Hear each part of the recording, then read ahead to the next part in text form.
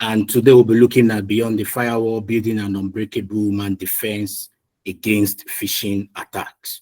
You might know who we are. We are Secure Intelligence Limited, and we are a technology service partner with highly skilled development teams. And part of our competencies are like our line of expertise cut across our SEAL themes, our SEAL support, SEAL Academy, and SEAL Ventures. And our mission is basically to enable forward-looking businesses like yours with technology services and support for businesses for growth.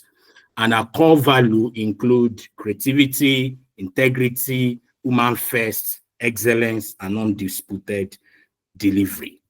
And today we have Collins Emmanuel here with us. He is a cybersecurity consultant engineer here at Secure Intelligence Limited. He has over 5 years experience, and he will be taking us through beyond the firewall, building an unbreakable human defense against phishing attacks. Good afternoon, everyone. Like the moderator mentioned earlier, my name is Collins Emmanuel, and I am a cybersecurity engineer here at Secure Intelligence Limited. And today's webinar will actually be taking us on an educative webinar that is titled Beyond the Firewall, Breaking an Unbreakable Human Defense Against Phishing Attacks. Yeah, so for today on the agenda, of course, we are going to be discussing a lot. It's quite packed. So we'll be talking about the human target, the compliance trap, evolving tactics, building the human firewall, measuring success, and at the end of it all, the floor will be open so that we can have interactive sessions where we get to ask ourselves questions and share ideas. So you can all agree with me that when it comes to security, technology has played a huge role. We have the likes of firewall, intrusion detection systems, network. You have firewalls, network intrusion prevention systems, antivirus softwares. These things are actually very, very good. They help to safeguard our systems. We cannot downplay their importance. But the bulk of the workload still lies with the human. Humans are still the major front line of every security organization. Without equipping your humans with the right tools, no matter the amount you spend in technology, you will still be very, very vulnerable to phishing attacks. It's like building a sophisticated security system in your house, and at the end of the day, you leave your door open. So this, according to Verizon's data breach investigation report, it actually reported that 82% of the overall breach that happens in cybersecurity is targeted at humans. So that tells you that the average adversary out there, it's actually interested in the human and not in the system. So this boils down to this slide, the human targets and how humans are the primary attack vectors plus the points that I mentioned. They will be breaking them down in bits. So humans as the primary attack vector, yeah, as the front line, we are targeted easily. Humans are very emotional. So it's a way easier to attack the human than to attack system. Scammers know this very well. They know that humans are very emotional and we react to almost anything that is happening to us within or externally. And that's the reason why they feel, why should an average scammer spend number of weeks start trying to break into a patched system when he or she can just compose a fake lottery email and send that email? They pry on this instincts, human instincts. That's why they are able to carry out these games, knowing fully well that they will get someone who will eventually believe and fall for their malicious activity. Trust as a weapon. Yes, of course, we work in an organization where we collaborate a lot and we have to work with people from various departments, and that builds trust. They pry on this, they know this, and that's the reason why it's easier for them to impersonate brand, impersonate a co-worker, or even impersonate a domain, knowing fully well that if a co-worker or a colleague of yours from a different domain sends an email in a convincing way, there is every there is every reason for you to trust and not even have to have a mindset that this person might be a malicious player. Once you see the name and everything tallies, you just feel, oh, this is my co-worker. Why not proceed and give them access to whatever they've requested for? So it's a huge loophole. And they also use this medium because of trust as a weapon. That's the reason why they carry out BEC, which is business email compromise, where they use CEO to target an average employee requesting for an urgent transfer of fund. And because of this trust, as an employee, you will almost eventually obey when you receive a message from your CEO or CFO requesting for either funds or sensitive information. So information overload and fatigue is actually talking about our daily life as probably remote or hybrid workers. We are being overloaded, bombarded by alerts, chat notifications, you're viewing dashboards, phone calls, WhatsApp messages here and there. So because of this fatigue, at the end of the day, one gets exhausted. You can be receiving thousands of notifications from all channels being used for communication. And in the end of the day, you wouldn't notice when a malicious link has been attached to an email, and you will find yourself having to have clicked that link before you even realize. So these guys, they are actually smart. They understand, they understand how we are being overloaded by the numerous alerts we get. So they also pry on this thing to make sure that they understand that we have to skip through messages. We don't get much time to, if you're receiving 100 or more emails daily, you won't be able to spend time having to go through each email step by step. So they pry on this intelligence, knowing fully well that we are being overwhelmed by the numerous alerts we receive on daily basis, and they make sure that since we are not checking our emails properly, they embed malicious link into it. Another one that they also do is they also pose as fake IT support. They overwhelm us a lot. So, and then during for Zoom invites, of course, during the pandemic, they also utilize this as a weapon to attack employees a lot, because it was obvious many people started working remotely, and it rose from it skyrocketed due to the pandemic as everyone was at home. So that gave them the room to actually send fake Zoom invites. And many people actually clicked on this malicious Zoom invite that contained a malicious payload, because everyone was actually interested in getting to the meeting on time, rather than taking their time to actually survey, analyze, and get to realize that this is actually a fake link, and it's being used by malicious players. They spoofed the alerts in thousands of ways, and many people fell for it. Remote work expanding the attack surface. Yes, as remote workers, we now work in a very porous environment, unlike the layered security that is being embedded in the office or in an organization.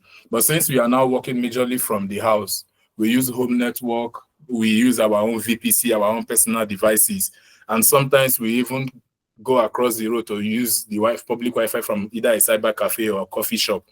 So these guys knows these things, and they attack these systems that we are using. They try to get credentials. They try to sniff for credentials through our VPN.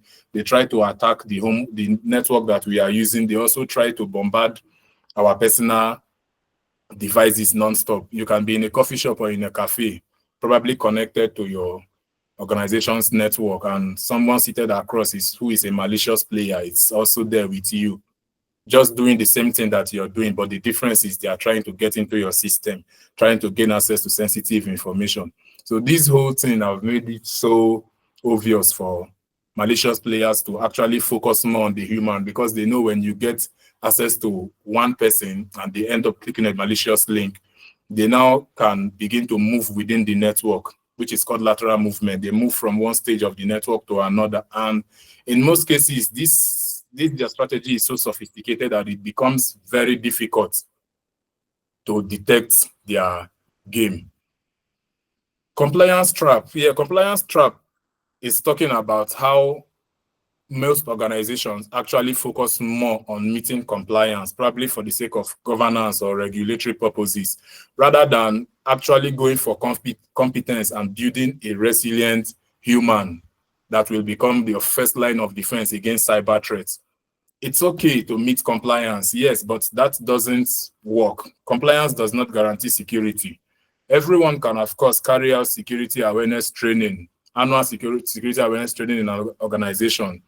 But at the end of the day, when there is actually a phishing attack in that organization, many of those employees who had completed that security awareness training will fall victims of such attack. And the reason is simple. Check the boss training does not work anymore. It used to an extent help, but nowadays it no longer works. Malicious players are now smarter. So the only way that we can make sure that we are not falling for this compliance trap is embedding security in such a way that we microsegment it to domains, instead of having this annual security program where every domain are actually taking the same thing, irrespective of different domains facing different issues. The IT personnel, marketing team, and sales team, they all have different threats that they face on daily basis. But what you notice is in most companies, they are all enrolled in the same training security program. It's no longer effective. The outdated policies and procedures, yeah, most organizations actually have policies that are dated back 3 or 4 years ago. They barely upgrade it, they barely update. The only time that they try to update their policy, review the procedures, is when there is about to be an external audit. So this whole thing, it's not helping the security in when it comes to building the human for effective and efficient security posture. It's not helping at all. Lack of integration. Yeah, we all have different, we all belong to different teams.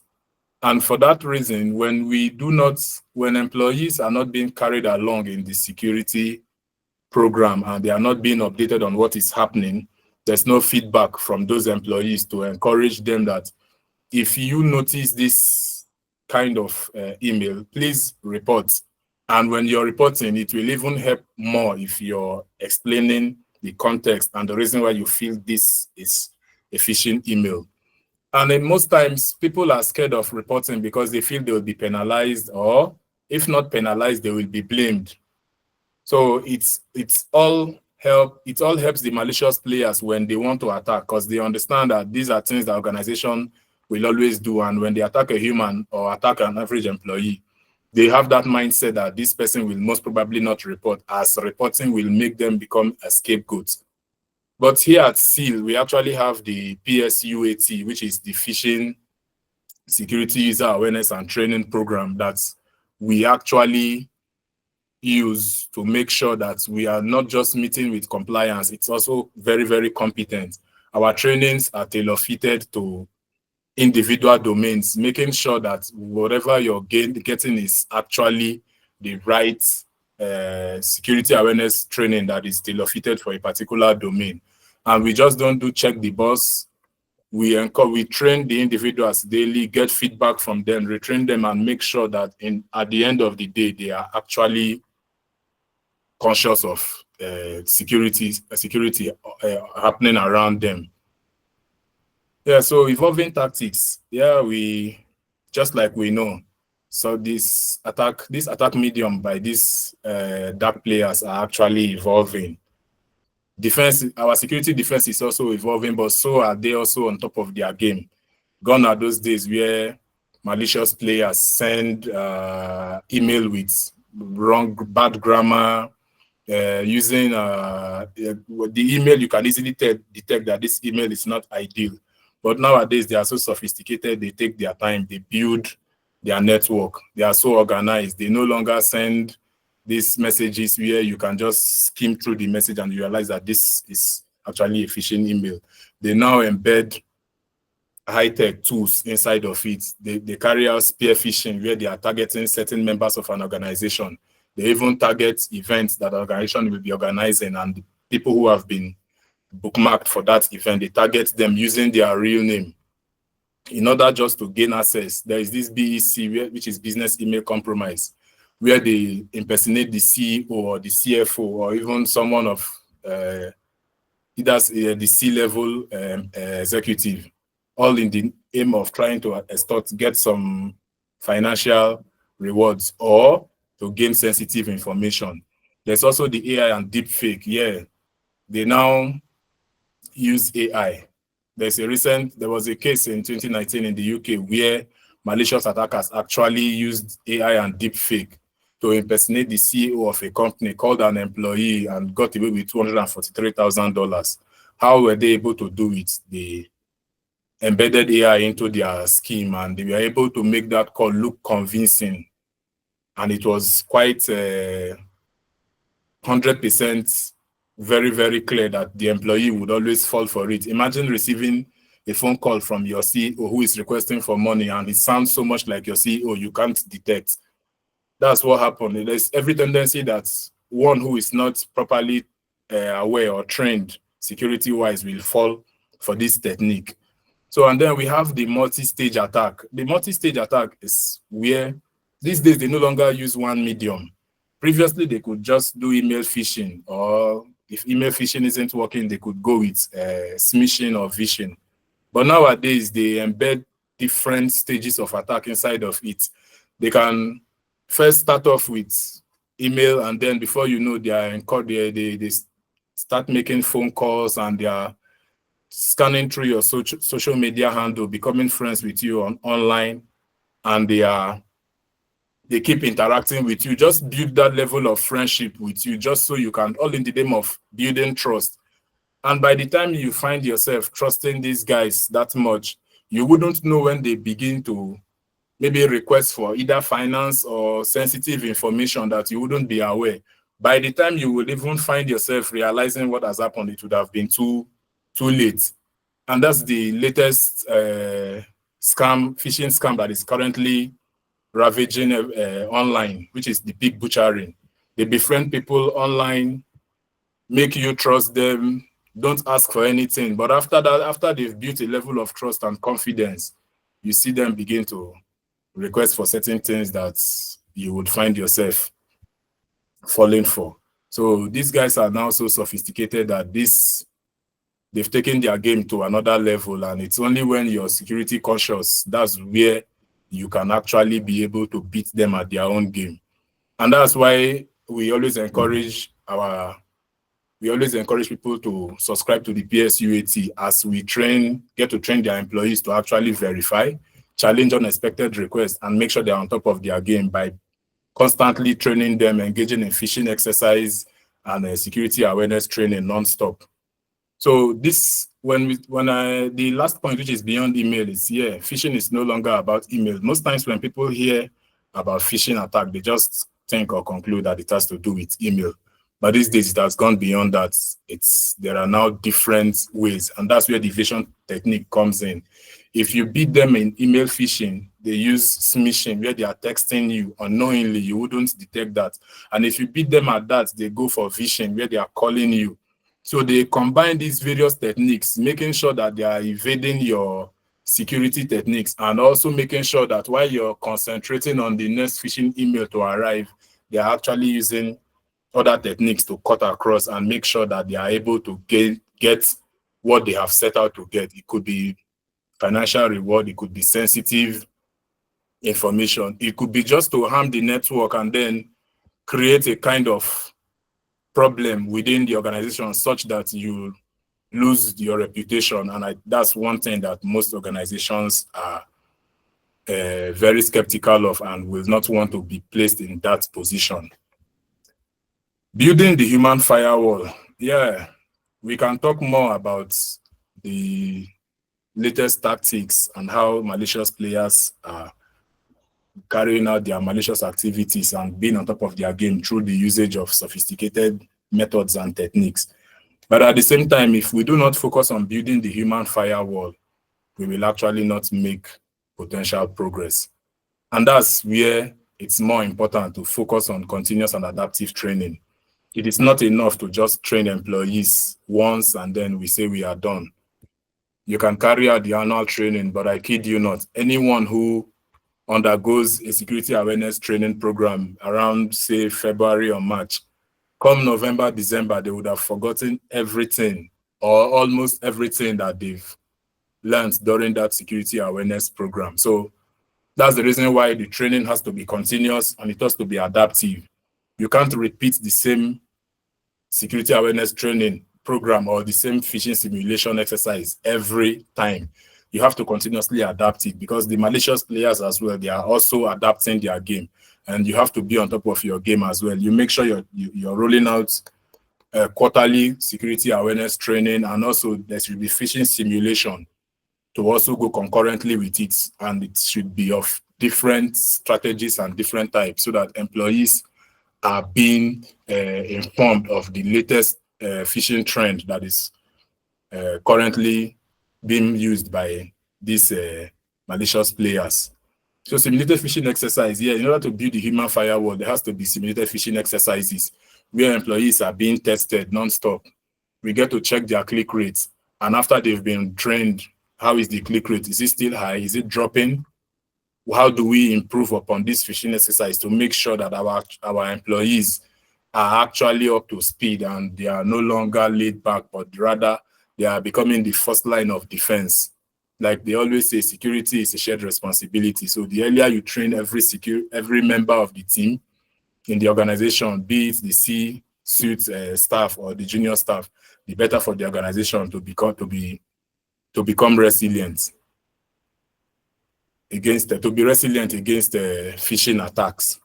So empowering employees with tools and knowledge is, yeah, our phishing. Okay, most security awareness training are majorly not so ideal per se because they are just 1 hour long boring videos.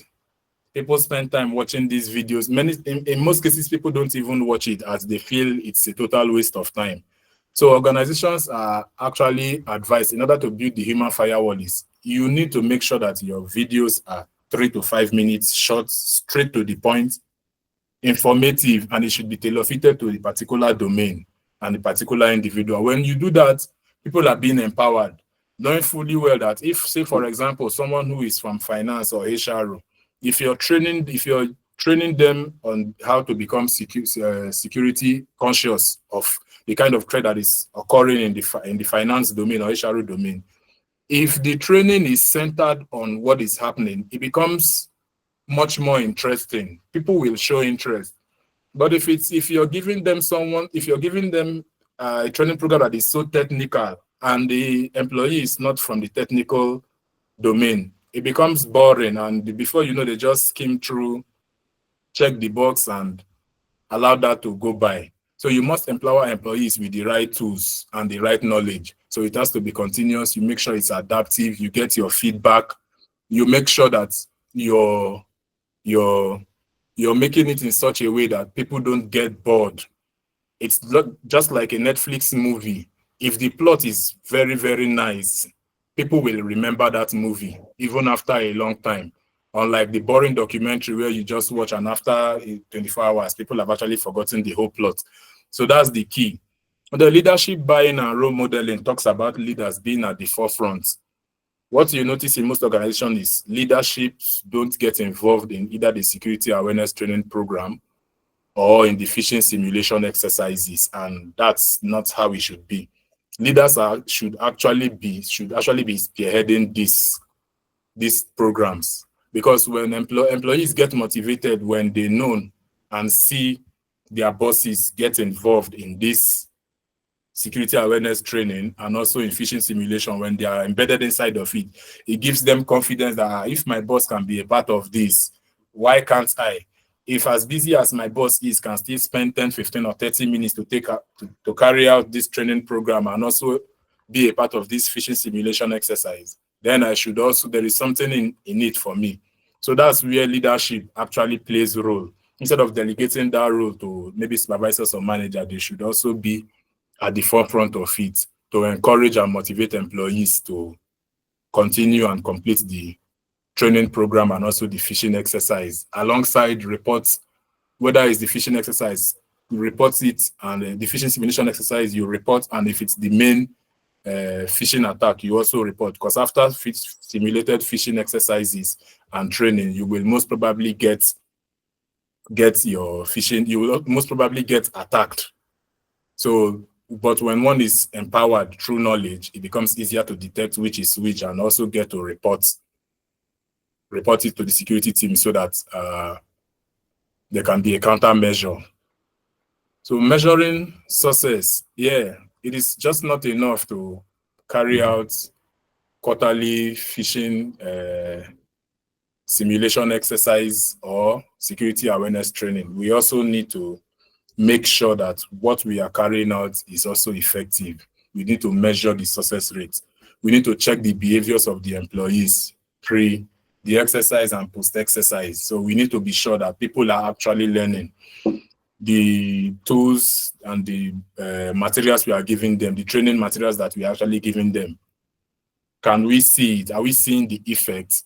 It has to be just beyond the click rate. Yes, it's okay to carry out a phishing exercise where employees get to click on phishing emails because, of course, it's easier to understand that after a while. But after that, what's next? Do we just leave that employee that way? No. We have to make sure that they understand the difference now between a simulated phishing exercise and what to expect in a real phishing email.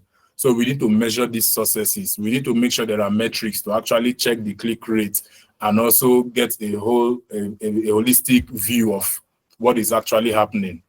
We gamify this thing. When you gamify it, it becomes easier for employees to be a part of it. You gamify it with quizzes, where you throw in, if it is weekly quizzes or tips, just like that, to make sure that employees are also a part of it. When you do all these things, you will notice that the incident rate would reduce.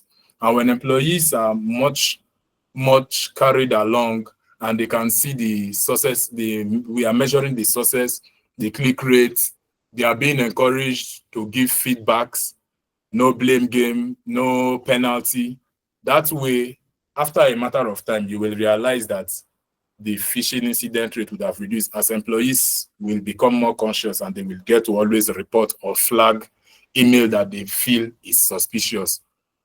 A good example of this is in Google. Google actually have an internal security model where employees are encouraged to report sensitive email.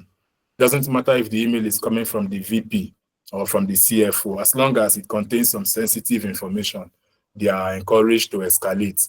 And when they do, there are no penalties, even if the email is actually a legitimate one.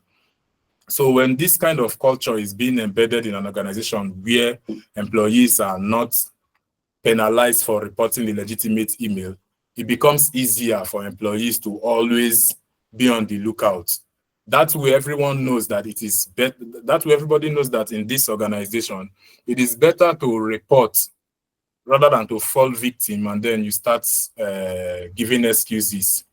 Yeah, and then also there's also a practical example in the US where a healthcare firm, after suffering from severe phishing attacks among their employees, they actually rolled out the quarterly security awareness training and phishing exercise alongside weekly security tips.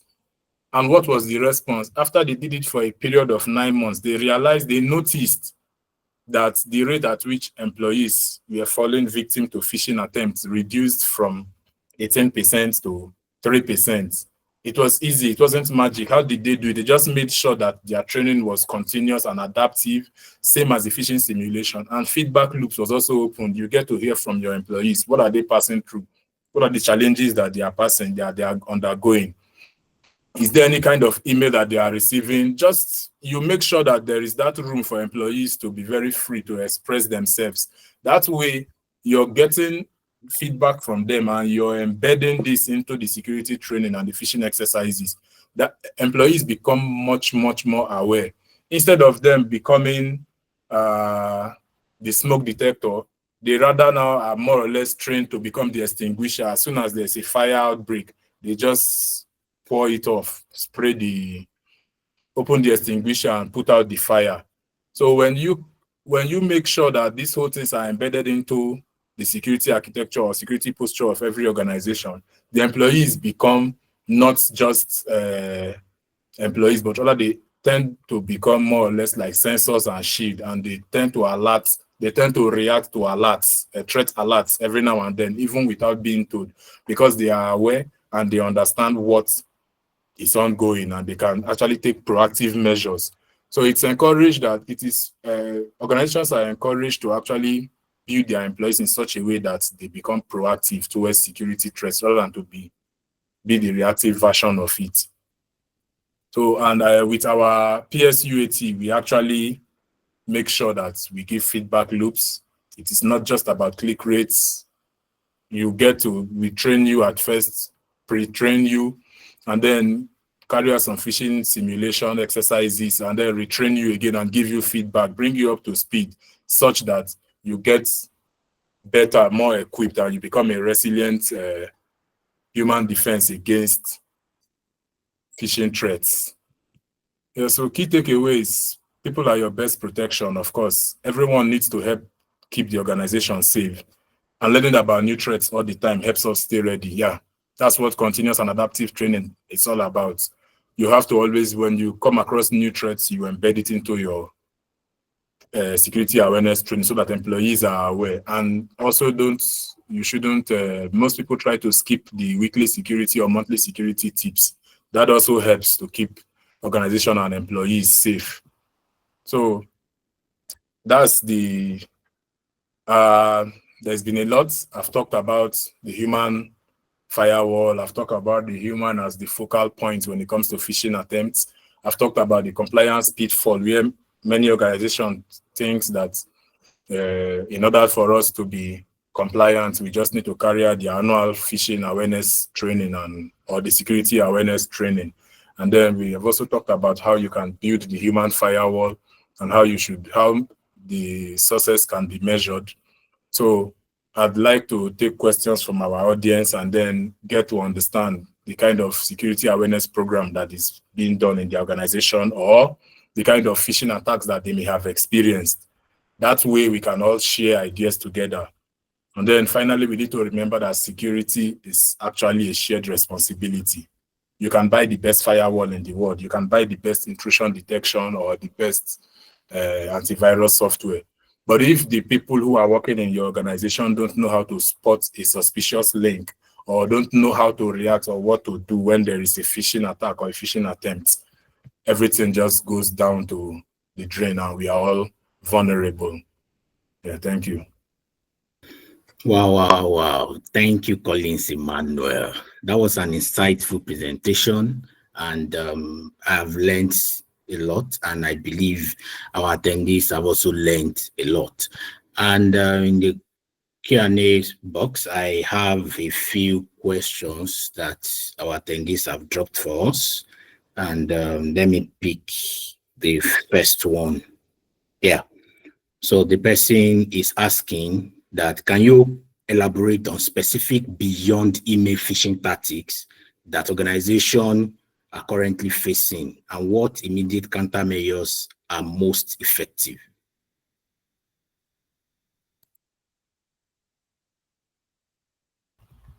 All right. Yeah, thank you very much. That's a good question. Well, beyond email, phishing now happens via SMS. Like I mentioned earlier, we have SMS phishing, which is smishing, where you just receive text message on your phone. Unknowingly, sometimes they embed malicious link, and if you find yourself clicking on that link, they are actually getting your credentials or probably getting another sensitive information or redirecting you to a different page entirely. And we also have phone phishing, where they call you. It's called phishing. You're being called on phone. Unknowingly, majorly it's being used by the fake remote IT supports. They use phone call, try to get sensitive information from an unsuspecting victim. And then we also have the fake websites where they clone a website, they do a lookalike of a legitimate website. You find yourself there and you're giving out your sensitive information, probably credit card details, full name, or just even DOB, anything related to that. So these guys also use social media and messaging app. It is not just down to just phone call or SMS of or phishing email. These days, they now embed the use of social media and messaging apps. And the only way you can counter this, or one of the simplest but very effective way to counter these subtle phishing tricks being utilized by these players now, is to include strong MFA. When you utilize MFA, it becomes much more difficult. They can at least get access, they can at least get password to a particular, maybe to a particular, your particular social media app or your bank account, but they will need a second authentication method to be able to actually access it. And without getting access to that authentication code, they won't be able to access it. And also regular employee training. When you carry out regular trainings and you monitor unusual access or behaviors within the network, these methods all help to counter against these new tactics being employed by these malicious actors. Yeah, I hope that answers your question. Thank you. Yeah, I believe. Yeah. Now, based on what you just said, I have a recent experience where someone was trying to hack my Instagram account, and I received an email. So I was like, oh wow. And the person wasn't successful. Why? Because of multi-factor authentication. I have that on almost all my accounts. So I love that response, because multi-factor authentication, we do we help even in this type of situation. That's good. The second question I have here is, what are the long-term cost implications of neglecting human-centric cybersecurity, considering potential data breaches and reputational damage? Okay. Yeah. This is quite straightforward. If you ignore human-centric cybersecurity, it can lead to very costly damages. And one is even data breaches. When you ignore the human side of it, of course, when malicious players get into your network and they breach in, it's over. They can just, of course, we all know what they can do with sensitive, maybe customer data or even employee information. And also there's the legal fine. Most organizations tend to avoid this, but if you neglect training the human or building a resilient human firewall, you sure should be ready to pay these legal fines. And then you also, the worst of it is you lose trust, you lose customer trust. Yeah, this reputational damage, it hurts. And of course, when the revenue is not coming in anymore because you've lost your reputation and the customer trust, you can most probably tell that there will be no investment coming in anymore. And the only way you can also help is if you build your humans, you train them to become the first line of defense. But if you neglect them and you choose to go the other way around, we both know that what the effects will be much worse than what you would have spent in investing in training the human and creating an awareness program up front. Yeah. Yeah. Thank you for that response. The last question, because of our time, is the person is asking, how can we ensure that our security architecture supports and reinforces the human-first approach to cybersecurity rather than creating friction? Oh, okay. So about our security architecture, yeah. All right, that one it's quite straightforward. There's the security tool, in order to carry out, according to the question that the person has asked, the security tool needs to be very, very easy for every employee, and they should be able to integrate it smoothly into daily work. It shouldn't be a security tool that becomes so cumbersome or that requires a level of expertise before an employee can maybe utilize it. So security tools should be that easy, and it should be integrated into the daily work. When these things are done, it becomes easier to support the human-first approach. Also, there should be regular feedback from users and ongoing training. That should never be neglected. When there's an ongoing training, it helps a lot to build security among the employee, and it helps them to feel like a helpful partner instead of being a roadblock. Thank you for that response, Collins. And I want to appreciate you for taking time to take us through this training. And I believe all of us, we have learned a lot from this web. Move ahead, like I will like to show something, and there is a link I will be dropping in the comment section. And I believe some of us will want to take this to the next step. Like all that Collins has said, he has pointed us to, I have dropped a link in the comment section, you can check. And this is just for you to book an appointment with a team of our experts, our consultant at Secure Intelligence Limited. But when Collins was saying, was presenting the training, like he was explaining that people are your best protection, like your employees are your best protection.